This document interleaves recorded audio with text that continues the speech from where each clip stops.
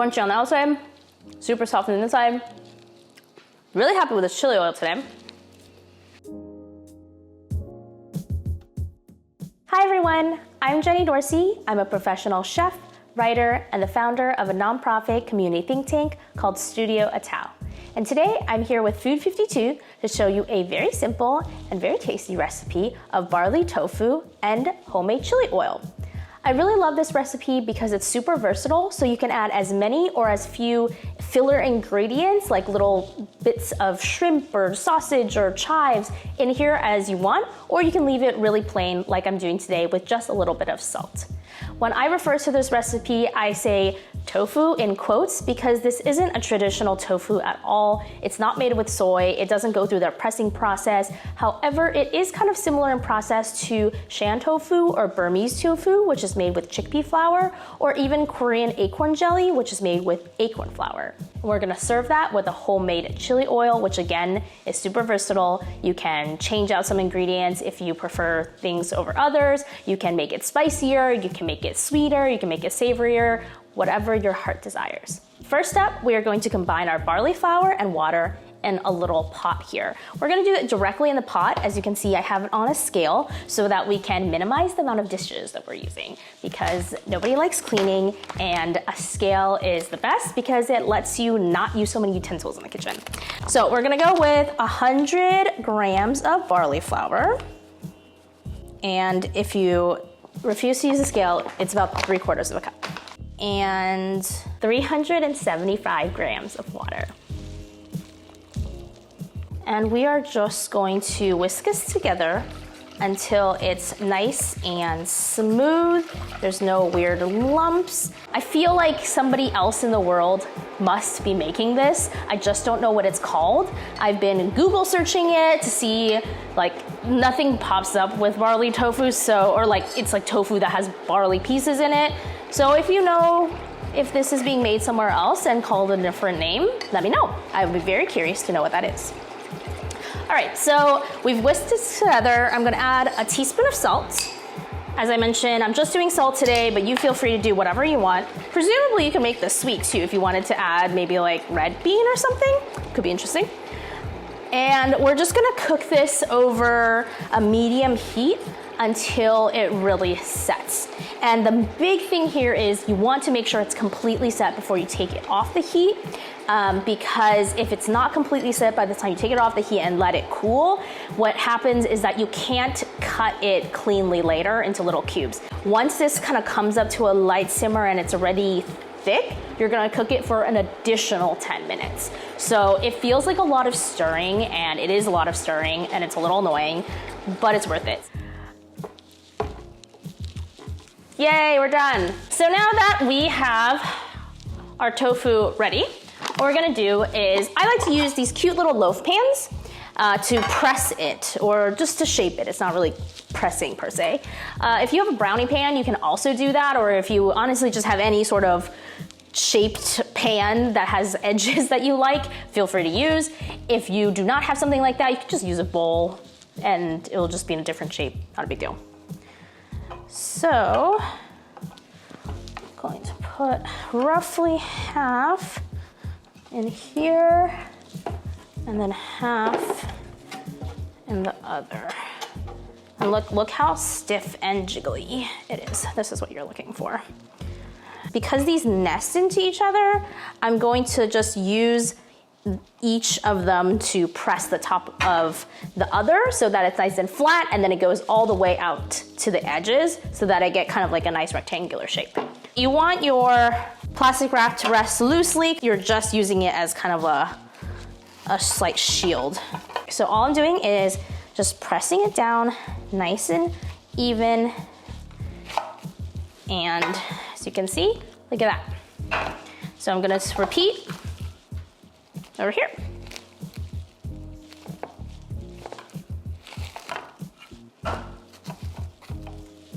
Ta-da, beautiful. So with that, I'll just nest them into each other and let them cool. I will go set this aside and we'll make our chili oil.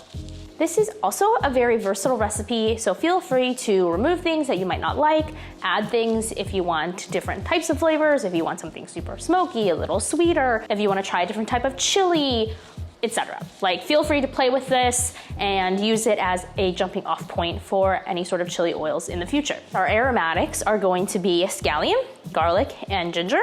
We have 8 chilies on a small quarter sheet tray. I'm gonna put these into the oven for literally 1 minute.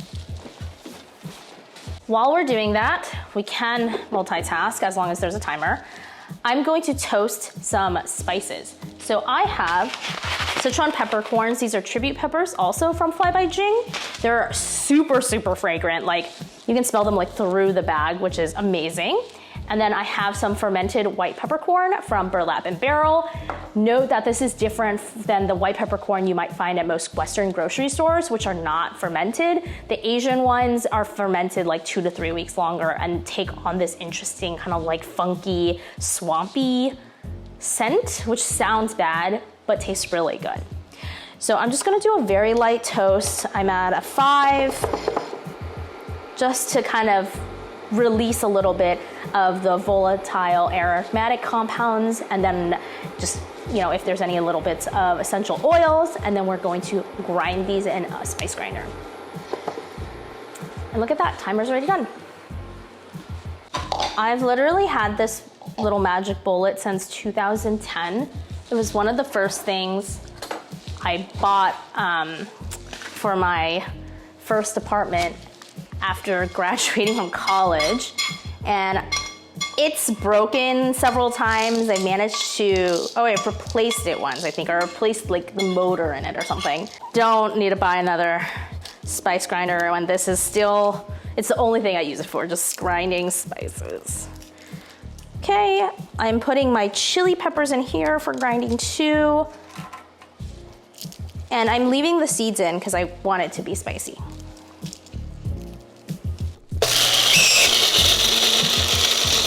You can grind this as coarse or as fine as you prefer.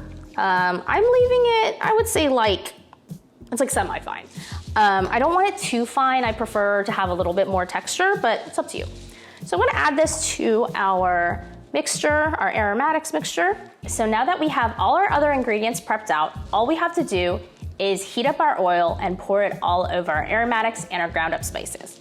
So this is just a plain vegetable oil. You want to use a very neutral oil for this because you don't actually want the oil to really be flavored like anything. You want the oil to absorb all the tasty flavors from our spices as well as our aromatics. And something else I'm going to do is add some salt and sugar into this mix. So I don't know if this is scientifically correct. This is just anecdotal evidence, but remember that salt and sugar do not dissolve in oil. They're not oil soluble, or I'm sure there's an actual term for that. But anyway, so what I find is useful is that you can't add the salt and sugar like afterwards, right? Because it doesn't dissolve. So to flavor everything, I will add salt and sugar to my aromatics and spices. And I think when you pour the hot oil in there, obviously it creates steam, and then the steam dissolves the salt and sugar, I think. Because I don't see any salt and sugar floating around the oil, so I think it works, but I'm a food scientist, please correct me. Another thing I like to flavor with after the fact is fish sauce, as well as some white vinegar. I use a Shanghai white vinegar. You can use whatever white vinegar or rice vinegar, something that's a little bit, I think, more like of an aggressive vinegar. So that's why I don't use like an apple cider.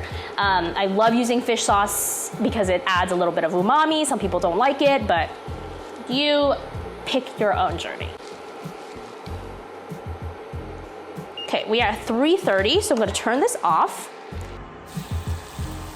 You'll notice that I use a pretty big bowl for not that many aromatics. It's because it tends to bubble up and steam. Gonna let that cook a little bit before I add my white vinegar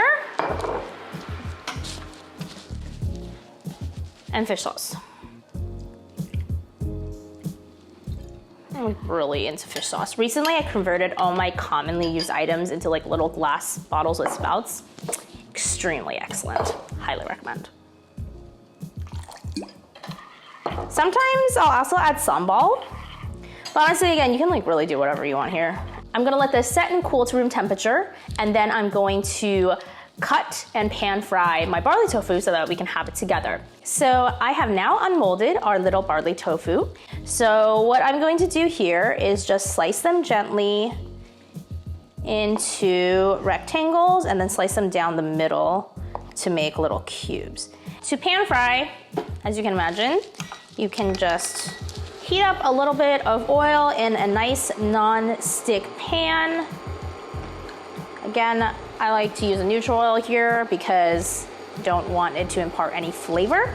As with everything, remember to not overcrowd your pan. And you'll want to make sure you flip everything on each side to make sure that you've got a nice golden brown crust on all of your edges. I'm gonna do a nice drizzle of oil. Make sure we also get some aromatics and spices.